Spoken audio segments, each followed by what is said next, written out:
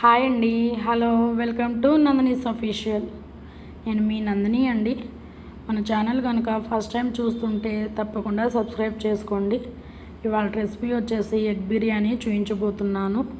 ముందుగా ఇలా నేను ఒక హాఫ్ కిలో బాస్మతి రైస్ అయితే తీసుకున్నాను. ఏ రైస్తో అయినా చేసుకోవచ్చండి. ఇలా 2 టైమ్స్ వాష్ చేసి ఇలా వాటర్ పోసుకొని పక్కన పెట్టుకోవాలి. ఒక 6 ఎగ్స్, ఒక 6 కోడిగుడ్లు తీసుకొని ఉడకబెట్టుకొని ఇలా పై తొక్కు వలిచేసుకోవాలి. ముందుగా 1 స్పూను సాల్టు, ఒక 1/2 స్పూన్ పసుపు, కొంచెం కారం 1 స్పూన్ వేసి ఇలా మొత్తం కలిసేలాగా ఇలా బాగా కలుపుకోవాలండి. ఇదంతా ఎగ్గులకి పట్టేలా చూసుకోవాలి. స్పూన్తో అయినా కలుపుకోవచ్చు, లేదంటే చేత అయినా కలుపుకోవచ్చు. ఇలా కలుపుకొని పక్కన పెట్టుకున్న తర్వాత స్టవ్ ఆన్ చేసుకొని కడాయి పెట్టుకొని కొద్దిగా ఆయిల్ వేసుకోవాలి. ఒక 2-3 స్పూన్స్ వేసుకోవాలి. మనం ముందుగా ఇలా కలుపు పెట్టుకున్న కోడిగుడ్డుల్ని ఇందులో వేసుకొని మంచిగా ఫ్రై చేసుకోవాలండి. ఇలా ఎగ్స్ వేయగానే మనం కలపకూడదు. ఇప్పుడు ఎగ్ అనేది మనకి విడిలిపోతుంది. అలా చిన్నగా ఒక్కొక్కటిగా మొత్తం ఫ్రై చేసుకోవాలి. అంతా అన్ని వైపులా కాలేలాగా. చూసారు కదా, ఇలా స్లోగా మొత్తం ఇలా ఫ్రై చేసుకోవాలండి. చూసారు కదా, మనకి మంచి కలర్ అయితే వచ్చేసింది. అంతే అండి, తీసివి పక్కన పెట్టుకుందాం. మొత్తం తీసేసుకొని ఒక బౌల్లో పక్కన పెట్టుకోవాలి. ఇదే ప్యాన్లో కొద్దిగా ఒక 2 or 3 స్పూన్స్ నెయ్యి వేసుకోవాలి.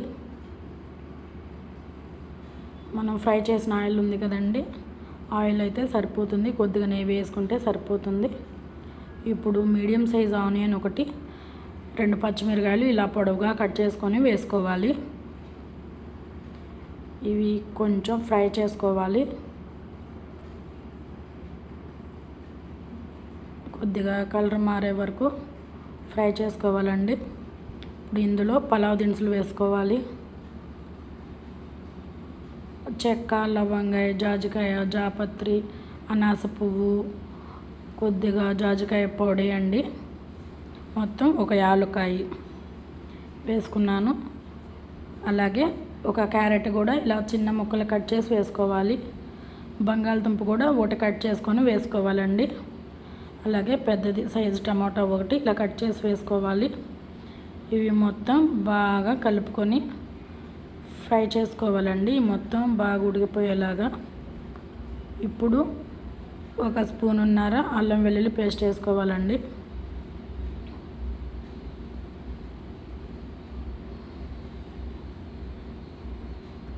చూసారు కదా, ఇలా అయితే మనకి బాగా మెత్తగా అయితే ఉడికిపోయింది.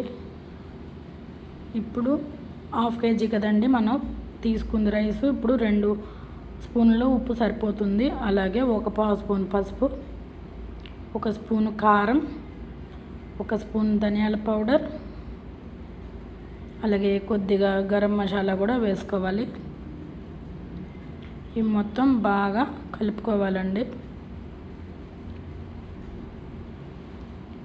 ఇలా మొత్తం బాగా మిక్స్ చేసుకున్న తర్వాత ఒక 2 స్పూన్లు పెరుగు వేసుకోవాలి.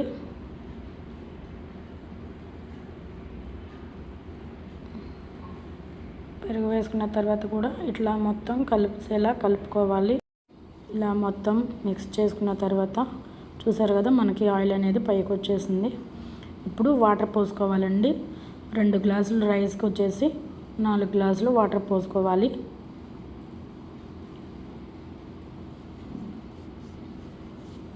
డబుల్గా పోసుకోవాలి మెజర్మెంటు.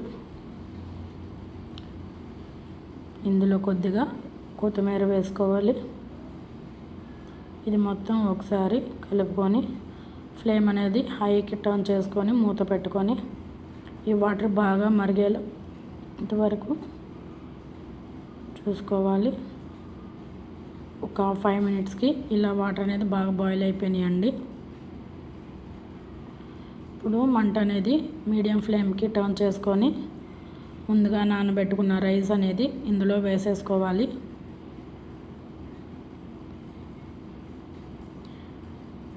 వేసుకొని మొత్తం మనం విరగకుండా నిదానంగా కలుపుకోవాలండి మొత్తం. ఇప్పుడు ముందుగా ఫ్రై చేసుకున్న ఎగ్స్ కూడా ఇందులో వేసేసుకోవాలి.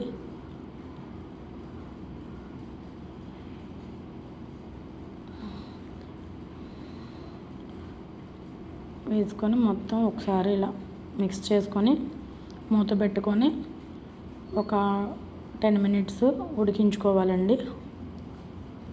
మీడియం ఫ్లేమ్లో పెట్టుకొని చూసారు కదా, 10 మినిట్స్ తర్వాత ఇదిగోండి ఇలా అయితే ఉడికింది. ఇప్పుడు ఈ స్టేజ్లో ఉన్నప్పుడు కొద్దిగా నెయ్యి వేసుకోవాలి పైన. అప్పుడు మనకి రైస్ అనేది బాగా వస్తుందండి.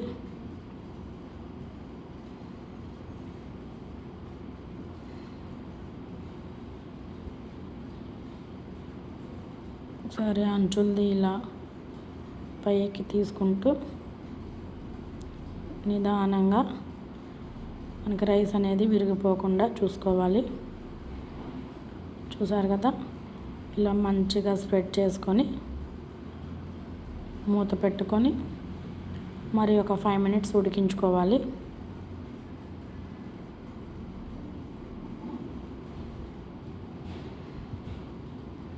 చూసారు కదండి, 5 మినిట్స్ తర్వాత మనకి రైస్ అనేది ఎగ్ బిర్యానీ అనేది రెడీ అయిపోయిందండి.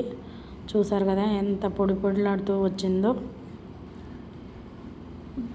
ఎవరైనా చాలా ఇష్టంగా తింటారండి. అలానే త్వరగా కూడా చేసేసుకోవచ్చు. మీరు కూడా తప్పకుండా ట్రై చేయండి. ఈ వీడియో కనుక నచ్చితే లైక్ చేయండి, షేర్ చేయండి, సబ్స్క్రైబ్ చేయండి. Thank you for watching.